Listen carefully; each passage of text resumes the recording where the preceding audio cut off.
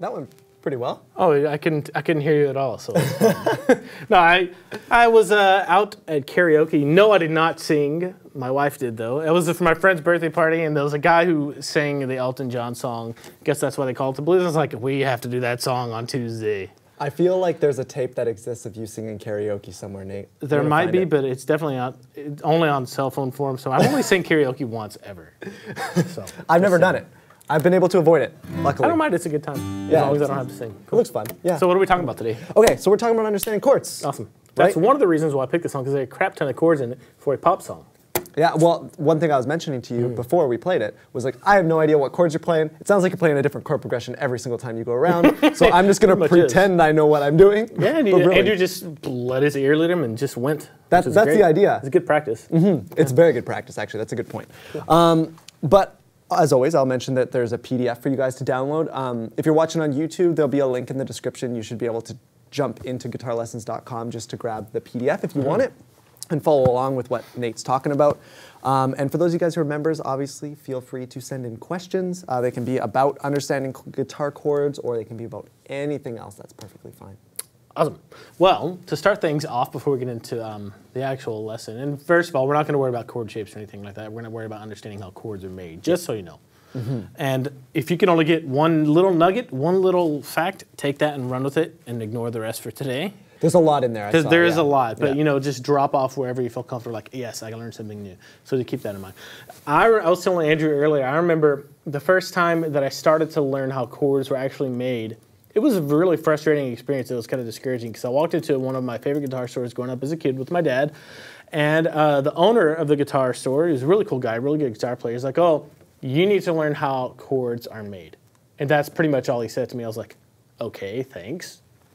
It was a little discouraging. Then he comes and hands me a book full of chord diagrams and scale diagrams. I'm not kidding. It's probably a quarter to a half-inch thick in between there. Nothing but chord and scale diagrams. Not one paragraph, not one like description of anything. So I was like, okay. So I went home, learned a few scale shapes, and was discouraged. I was like, I don't even know where that book went. It's probably, you know, in the landfill, realistically. And I don't want that to be, I want you to understand how chords are made. I'm telling you, just like I was told, you need to understand how chords are made. It's going to help you a lot. I'm going to give you a really easy way to do it. Nice. So the first thing you have to be familiar with, and kind of step one, ground zero, is to understand how, or that you need to start with the major scale. You don't even have to understand how the major scale is made for right now. All you have to understand is, hey, I need a major scale in front of me in order to build a corresponding major chord. So in the PDF, the second page of the PDF is a major scale cheat sheet for you with some of the most commonly used guitar keys. C is the first key. I think G is the second one, and it just goes down from there. I put like 7 or 8 of them on there for you. That's all you need to build some chords or to get started. Don't worry about how the major scale is made right now. That's a topic for another time.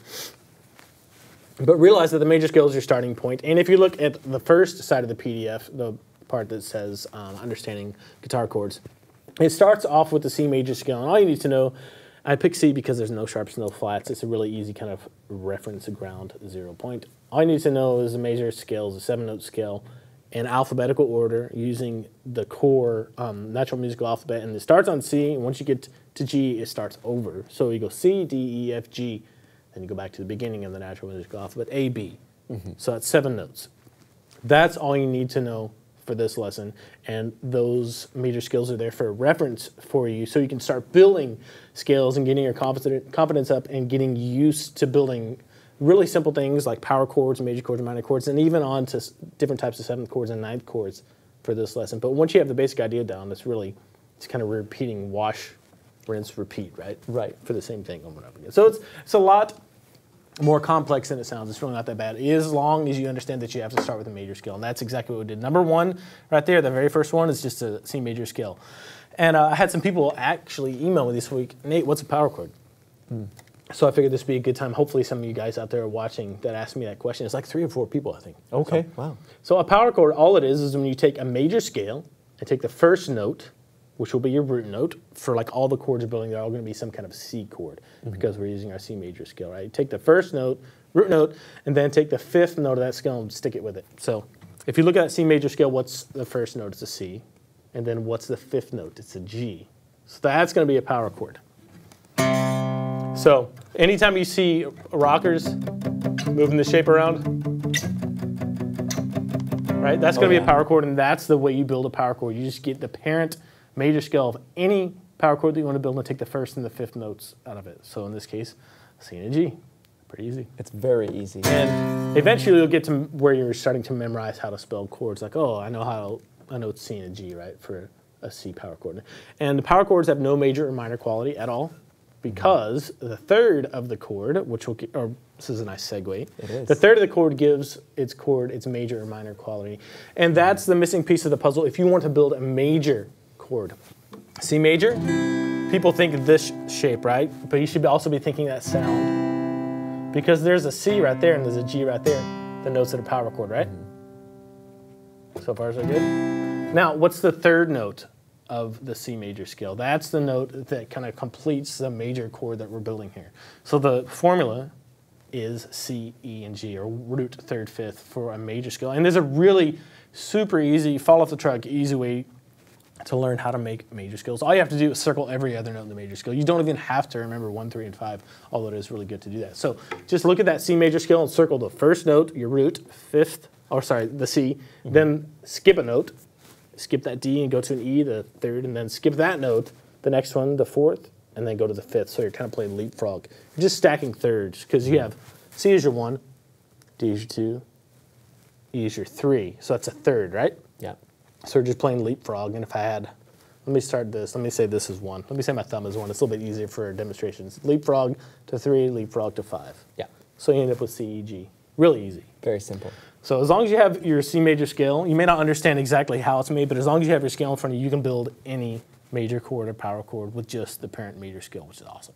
Absolutely. I think what's next? I think it's a minor I have on there, right? We've got a C minor chord. C minor chord, Things are okay. gonna change a little bit. I'm going to switch to like a bar chord shape because it's a little bit easier. Okay. My guitar's out of tune. I don't want to kill you guys. I will mention, this is something that I learned a lot later than I should have. We were talking about this a little bit earlier, but I learned about how chords are made so much later as a guitar player, and it's one of those things that I came across and realized, oh my goodness, if I would have learned this 5, 10 years ago, I would have been a much better player than I am today, honestly. So it's something that even if you're kind of at your beginning and maybe you don't understand lots of parts of theory, this is a part of theory that I think is very important to learn for every guitar player. As someone who is a non-theory guy, I think it's important. Endorsement. Cool. Next, we have a minor chord, and I'll tell you what it is, and then I'll go walk you through the process of making it with a major scale. All a minor chord is when you take a major chord, that 1, 3, and 5, and you lower the third note, that third, by 1/2 step. So our C major chord was C, E, and G. Actually, I'm gonna stick with the open chord just for fun, because this is a really good example. You have C, E, and G. The root, third, fifth. So all you have to do to make a major chord into a minor chord is take the third, in this case it's an E, the third of that major scale, and lower it by 1/2 step. When you do that, this E right here that I'm playing with my second finger comes down to an E flat. There you go. Nice. So all you're doing is altering one of the notes, lowering that third by 1/2 step. What did I do? There you go. There you go. Maybe I should have stuck with bar chords. It's easier that way, yeah. Yeah. So listen to the difference in that. All you're doing is dropping the third by 1/2 step.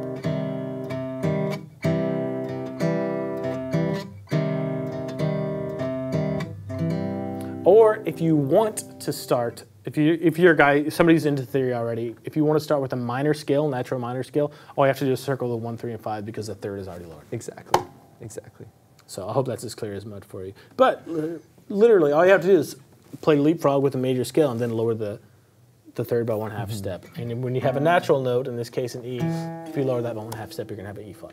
Make sure you're looking at that PDF because it makes this a lot easier to visualize it. It really does. Okay, next kind of, where do I want to go for this? I think I'm going to go up here for this. So, C major, right? Yep. C, G. Same thing, I'm going to play it an octave higher because it's a little bit easier visually to see what's going on here. C major, Okay. 1, 3, Same and 5. three notes. C minor, C, E flat, G, right? 1, lowered third, fifth. Watch, if this is 1, lower third, and fifth, when you lower the fifth of a minor chord, you end up with a diminished chord.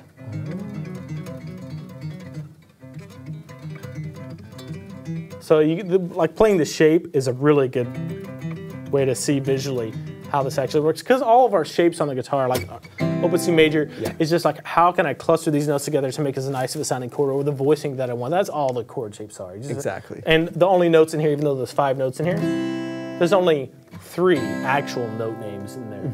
They're just repeats of the same ones, different octaves. Because you have C, E, G, there's another C, and there's another E. Exactly. Right?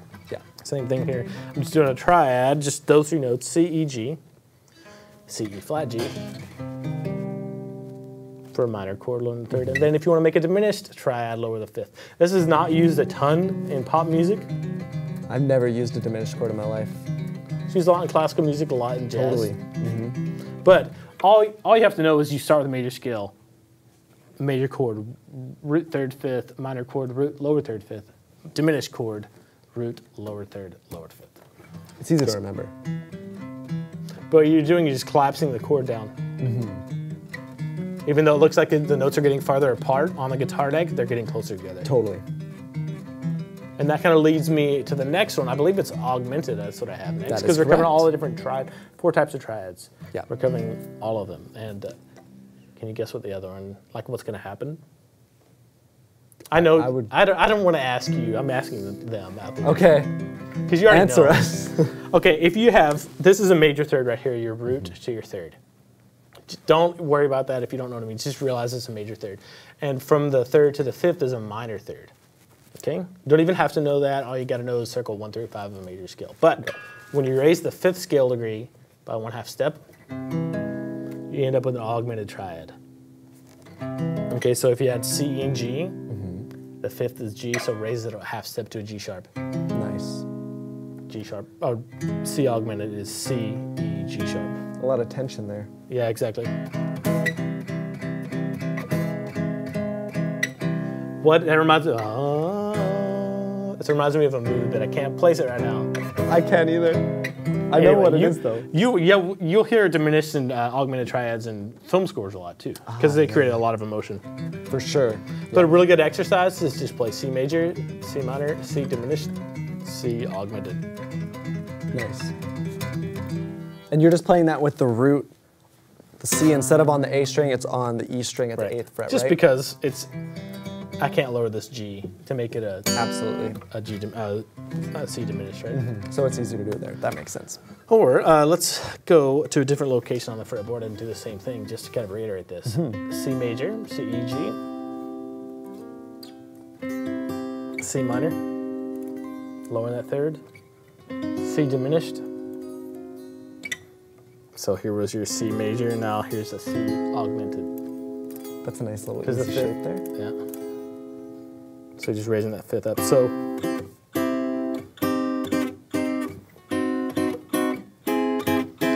it's interesting. You can like make up your own chords as soon as you understand how this works. You just pick a root note and you start to realize out of your shapes, for example, your C shape, that this is a root, 3rd and the 5th. Root, exactly. And the 3rd, right? So you can start to manipulate things and make up your own chord voicings to fit whatever you hear in your head, which is great. So what is the next one on the list? So the next one, now we're going to get into 4 notes. 4 notes. Is there a major 7? I hope it is. It's a major 7. Okay, cool. Let's go back to this voicing that I just did. So you have C, E, G, and all this voicing comes from your C, the bar chord, the E shape. That's right. Just taking a C and a G, a root 3rd and 5th out of there. Okay? So you can even make this if you want to for the time being, just to kind of be clear on where this comes from. So if you have root, 3rd, 5th, all you did was circle the 1, 3, and the 5, right? Leapfrog. 1 to 3, leapfrog 3 to 5. You can do the exact same thing from 5, skip 6, and go over to 7. You're going to add that note in order to create a major 7 chord. And that leaves you with C, E, G, B. B is the 7th scale degree of a C major scale. And that gives you this. And this shape is so good on guitar for learning how chords are made because it goes right in order. 1, 3, 5, 7. Okay? So just remember that formula, circle 1, 3, 5, and 7. Skipping every other note, right? And you can build any major 7 chord, really jazzy sounding. You can play major 7 chords anywhere. But our playing is 1, 3, 5, and 7 of a major scale, right? So that's the easiest way to remember that. And really, building any kind of major extended chord like 7ths, 9ths, 11ths, 13ths, that's all you do is you keep adding skipping notes, and you'll see that as we get through this a little bit more. But we're going to continue into the different types of 7th chords here.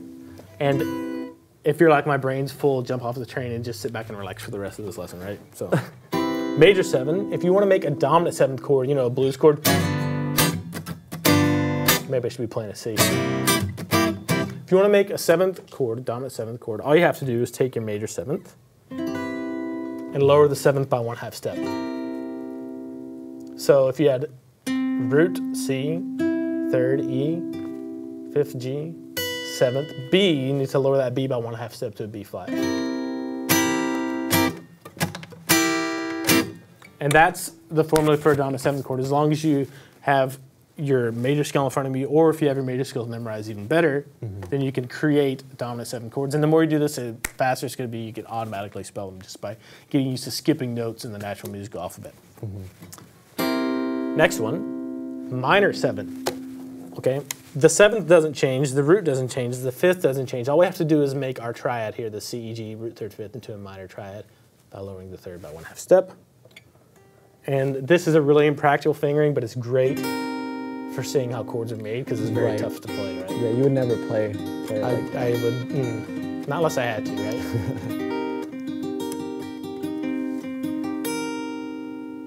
But you can see how from a major triad, major 7, dominant 7, to a minor 7, you can see how the chord is just collapsing, even though, again, it looks like the notes are getting farther apart. We're just taking that 3rd and that 7th and lowering by 1/2 step to make a minor 7 chord. And my hand needs shaking out. I was going to say, you're making some shapes there. Holy. So we have one left, and it's minor 7, flat 5. And guess what we do to this one? You're going to still be working with these same 4 notes, but we have to manipulate the 5th and lower by 1/2 step. And this is the type of chord that occurs naturally on the 7th scale degree of any major scale. So in this case, it would be, I'm not even going to go there. Let's just create a C minor 7 flat 5. All you have to do is take this 5th and lower it by 1/2 step, and this is nasty. So major 7, 1, 3, 5, and 7. Dominant 7, lower the 7th. 1, 3, 5, lowered 7th. Minor 7, 1, lowered 3rd, lowered 5th, lowered 7th. And then on a minor 7 flat 5 chord, you lower everything by 1/2 step except for the root. Okay. And again, you're probably not going to see that chord much unless you're playing jazz standards and writing screenplays and things like that. Oh, yeah. Yeah, I would never use a chord like that. I actually did. Actually, my wife did. Ooh. No, that's her. I like that, though. That's nice. So you'll see that change a lot in jazz standards. Yeah, I've heard that one. The last one that I'm going to touch on, and this is just to help you see how once you start stacking 3rds like this and playing leapfrog notes, it just continues, the trend just continues. And then you can manipulate other notes in whatever chord you end up building to, get different chords from there. So the last chord we're going to build is a major 9 chord. And all you have to do to build a major 9 chord is take your major 7 chord and add a 9 to it.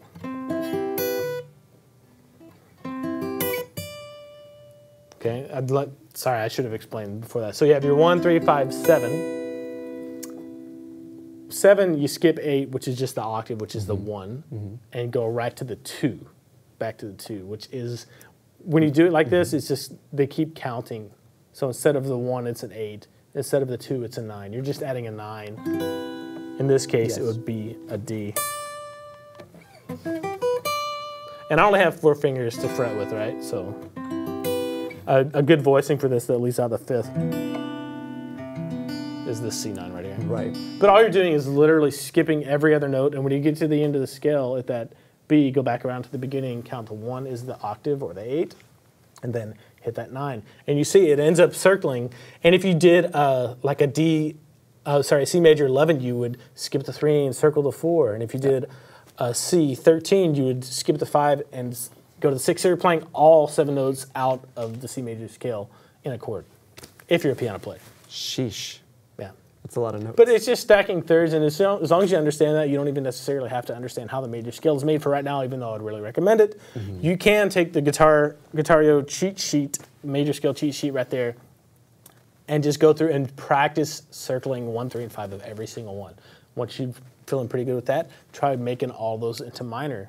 Like, for example, if you have your G major scale, G, A, B, C, D, E, F, G, there's an F sharp in there, sorry about that. Yep. Just circle the 1, 3, and the 5. What are those? G, B, and D. Correct. Then lower that B by 1/2 step to a B flat. So G minor scale, G minor chord will be G, B flat, D. And then you can go through and just look at the first page of the PDF and go through the formula for each type of chord that we played or went through and just start building them in new keys. And it's going to be slow and frustrating at first, but once you start doing it on a regular basis, you're going to get to where you can spell any chord you want, or at least major and minor, really fast.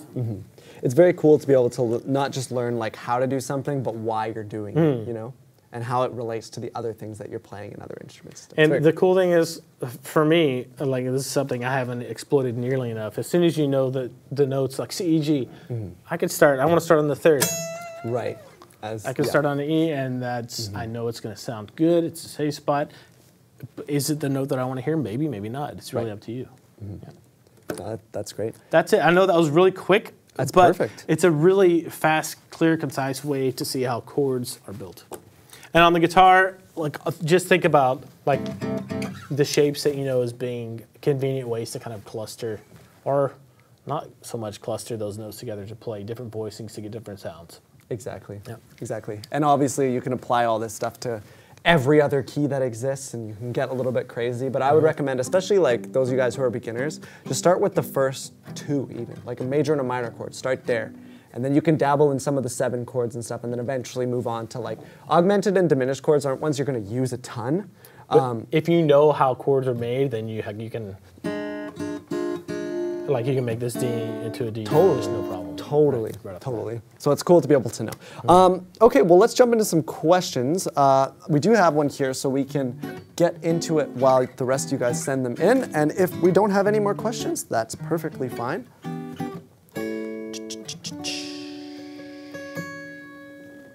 Okay, this essentially this question's already answered, but that's okay. So this is from Paperboy. Will you touch on how those other chords like 7th, 9, and add 9 are formed?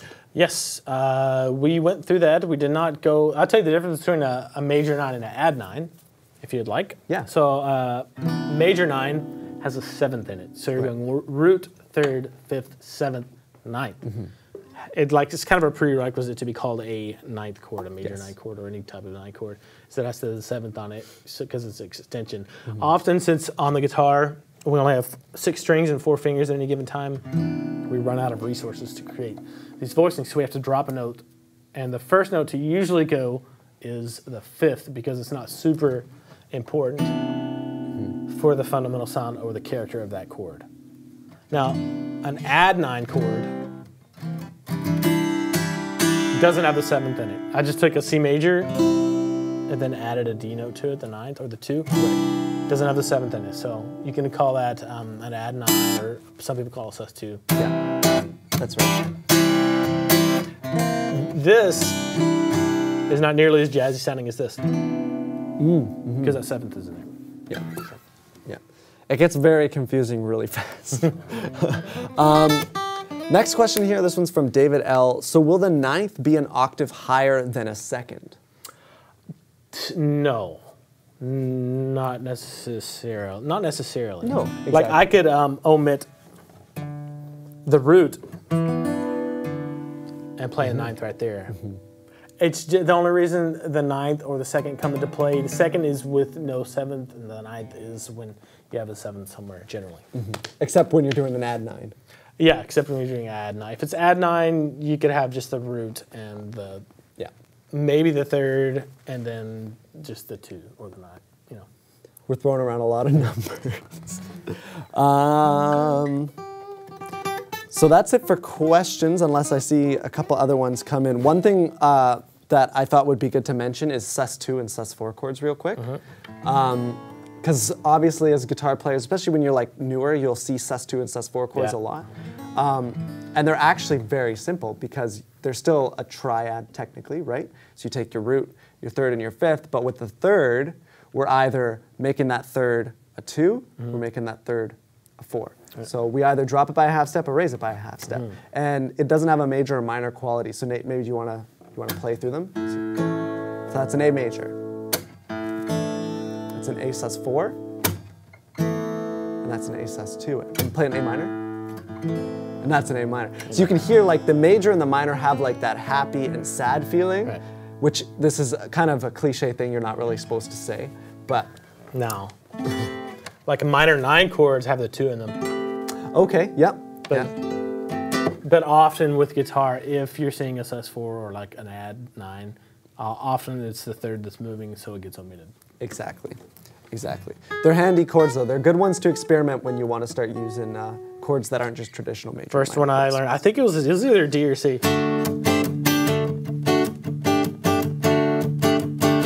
Something like that. I remember learning this D movement. Like doing that kind of thing, right? I thought that was so cool that I could do that and move around inside of a song, inside of G major or something like that, right? Yep. So, okay, there are no more questions, so we're just going to wrap it up. We were gonna play something, and I can't remember exactly what it was. I do. I don't remember. Right, a very iconic chord progression that utilizes some interesting chords. Yeah, listen to the song "Kiss Me" by Sixpence None the Richer. I mean, I think we've mentioned this before on this show, but I believe, I don't know what key it's in. I'm just like, hey, dude, we should play something like this. Oh, this is a D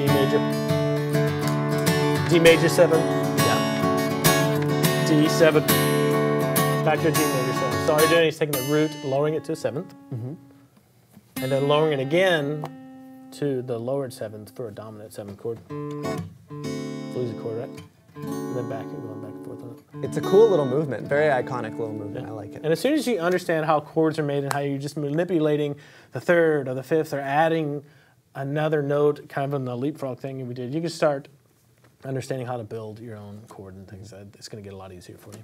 Can we just grab one more question quick before we play out? This one's from Pia Jutsu. So an add 9 would be C, D, and E only? Not necessarily. C, E, G, C, G, and a D. C, G, and D. Sometimes there might be a third in there depending on the voicing. Like, let me see. Yeah, because this chord of voicing right here is a C add 9, and there's a third on top.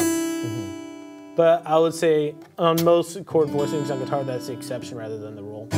So I would call a C add 9 chord C, E, G, D. Yeah, I would agree. And if you were doing the sus, like a sus, what would that be, a sus2, then you would leave out the E, right? Would that be the idea? You'd have a C, D, and Sus2 is a bit of a misnomer. Like their only real suspension is a 4. I